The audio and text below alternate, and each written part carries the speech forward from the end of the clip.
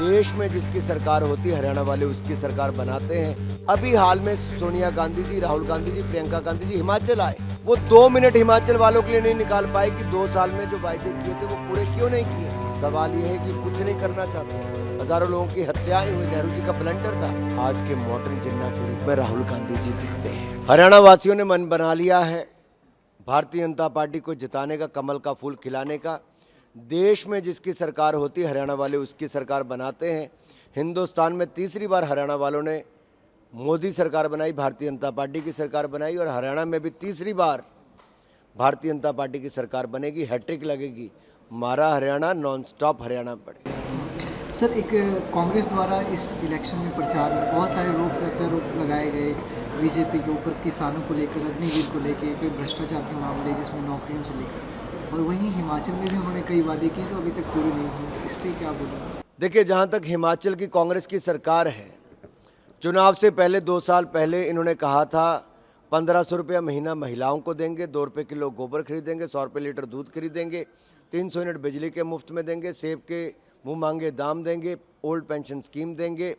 ऐसी अनेक को 10 गारंटियाँ दी थी। आज 10 में से एक भी गारंटी कांग्रेस ने हिमाचल में पूरी नहीं की। ना 2 रुपये किलो गोबर खरीदा, ना 100 रुपये लीटर दूध खरीदा। उल्टा बिजली मुफ्त में क्या मिलनी थी, जो मिलती थी वो भी बंद कर दी, और बिजली का सेस लगा दिया, मिल्क सेस, पर्यावरण सेस। जो पानी मुफ्त में मिलता था उसके ऊपर 100 रुपये का सेस लगा दिया। यही नहीं, पेंशन तो 10-10 तारीख तक नहीं मिलती, नौकरी की टेंशन हो गई है। यानी कि जो नौकरी वालों को अब तनख्वाह की भी प्रॉब्लम आनी शुरू हो गई, क्योंकि उनकी तनख्वाह भी समय पर नहीं मिल पा रही। हिमाचल को दिवालियेपन की और कांग्रेस लेके जा रही है। तनख्वाह देने के पैसे नहीं दिख रहे, और जो फॉर्म इन्होंने चुनाव से पहले हिमाचल वासियों से भरवाए थे वो फाड़कर कूड़ेदान में फेंक दिए। वो फॉर्म आज तक कहीं दिखते नहीं हैं। अभी हाल में सोनिया गांधी जी, राहुल गांधी जी, प्रियंका गांधी जी हिमाचल आए। वो 2 मिनट हिमाचल वालों के लिए नहीं निकाल पाए कि 2 साल में जो वायदे किए थे वो पूरे क्यों नहीं किए। मेरा सवाल है इन तीनों से, राहुल गांधी जी, सोनिया गांधी जी से, कि जनता से जो वायदे हिमाचल में किए थे वो पूरे क्यों नहीं किए। आप हिमाचल आए तो जनता से क्यों नहीं मिले, छुट्टी मनाकर चले गए और वायदों की छुट्टी कर दी।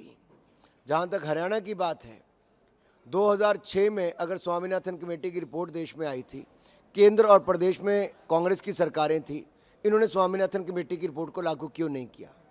दूसरा, उसी कमेटी के इंचार्ज हुड्डा जी को बनाया था ग्रुप ऑफ चीफ मिनिस्टर्स के। हुड्डा जी ने किसानों को न्याय क्यों नहीं दिलाया, एमएसपी को लीगल गारंटी क्यों नहीं बनाया। तीसरा मेरा सवाल है, हरियाणा में किसानों को 2 रुपये मुआवजा क्यों दिया, जबकि करोड़ों रुपए की ज़मीन किसी और को दे दी। नेशनल हेराल्ड वालों को ज़मीनें दे दी हरियाणा की सरकार ने, बिल्डरों को ज़मीनें दे दी हरियाणा की सरकार ने। ये कांग्रेस वालों ने किया था। और जब 500 रुपये मुआवजा आया तो उसके लिए 1000 रुपये पहले बैंक में जमा करा के खाता खुलाना पड़ा, और 1000 रुपये के लिए भी कई चक्कर काटने पड़े बैंक खाता खुलाने के लिए। चौथा सवाल है मेरा, कर्नाटक में 1200 किसानों ने आत्महत्या कर ली। राहुल गांधी जी, कर्नाटक की कांग्रेस की सरकार ने क्या किया। खड़गे जी और राहुल गांधी जी कितनी बार वहाँ पर गए, हुड्डा जी कितनी बार उनका हाल पूछने गए। सवाल ये है कि कुछ नहीं करना चाहते। हमने हरियाणा के किसानों को आय बढ़ाने का काम भी किया है, और यहाँ पर हम 10,000 रुपये पीएम किसान सम्मान में जो 6,000 मिलता है, अब उसके साथ अब यहाँ पर 10,000 रुपये किसानों को मिलेगा हरियाणा में, और 3100 रुपये में धान की खरीद होगी। ये भाजपा की गारंटी है। 24 की 24 फसलों पर खरीद होगी। दिनेश गुड्डू राव जो कि कर्नाटक के मंत्री हैं, उनका कहना है कि पारंपरिक होने का मतलब ये नहीं कि आप कट्टरपंथी हो जाए, जिसमें उन्होंने जिन्ना को, सावरकर को, गांधी को आपस में कंपेयर किया। उन्होंने बोला कि जैसे मांस खाते थे सावरकर जी, पर गाय का वजन करते थे। कांग्रेस झूठ की फैक्ट्री है, और जब कांग्रेस के नेता राहुल गांधी दुनिया भर में जाकर झूठ बोलते हों और भारत को बदनाम करते हों, तो भारत के स्वतंत्रता सेनानियों को भी अपमानित करने में कांग्रेस पीछे नहीं छोड़ रही। वीर सावरकर का अपमान नहीं सहेगा हिंदुस्तान। अरे, जिन्होंने अपना पूरा जीवन देश के लिए दे दिया, वो वीर सावरकर जी से कांग्रेस के लोग कुछ सीख तो नहीं सके। इन्होंने केवल सत्ता का सुख भोगा है। देश का विभाजन करवाने में जो नेहरू जी का काम रहा और जो जिन्ना का काम रहा, वो देश भूला नहीं है। ये आज भी धारा 370 जो 2019 तक रही, ये कांग्रेस की ही देन थी। हजारों लोगों की हत्याएं हुई, नेहरू जी का ब्लंडर था, उस पर तो माफ़ी मांगी नहीं। आज वीर सावरकर के अपमान कर कांग्रेस ने दिखा दिया है स्वतंत्रता सेनानियों के लिए उनके मन में कोई जगह नहीं, चाहे वो सरदार पटेल हो। इनकी सरकारों के समय तो एक्सट्रीमिस्ट कहा जाता था टेक्स्ट बुक में, किसको? भगत सिंह जी को भी। ये कांग्रेस की मानसिकता थी और आज वीर सावरकर को नीचा दिखाकर इन्होंने दिखा दिया है कि ये लोग केवल एक परिवार तक ही सीमित हैं, जिस परिवार ने सत्ता का सुख भोगा। आज जिस तरह से जिन्ना देश को बांटकर अपने लिए एक प्रधानमंत्री का पद ढूंढते थे, आज देश के टुकड़े करने वालों को अपनी पार्टी में शामिल करवाकर टुकड़े टुकड़े की सोच को आगे बढ़ाकर आज के मॉडर्न जिन्ना के रूप में राहुल गांधी जी दिखते हैं, जो विदेशों में जाकर भारत को अपमानित करते हैं, भारत विरोधियों के साथ हाथ मिलाते हैं और पाकिस्तान के रक्षा मंत्री कहते हैं राहुल गांधी की सरकार आनी चाहिए।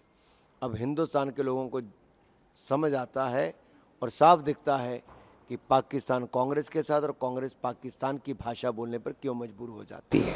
आज देश में कई जगहों पे किसानों द्वारा रेल रोकने का कॉल दिया गया है, कई जगहों पे रेल रोकी भी जा रही है, इस पर क्या प्रतिक्रिया होगी सर? क्योंकि बार बार ये हो रहा है कि किसान सेटिस्फाइड नहीं है। देश में किसानों के लिए एमएसपी पर दुगनी से ज़्यादा दुगनी खरीद भी की, दाम भी दिए। 5.5 लाख करोड़ की खरीद कांग्रेस के समय 10 साल में हुई, हमने 18 लाख करोड़ से ज़्यादा की खरीद की है और हमने खाद के दाम भी नहीं बढ़ने दिए पिछले 3 साल में। ये मोदी सरकार ने करके दिया है। आगे भी किसानों के लिए हम लगातार काम कर रहे हैं। 3,20,000 करोड़ रुपये हमने अब तक पीएम किसान सम्मान में दे दिए और आगे भी जारी रहेगा।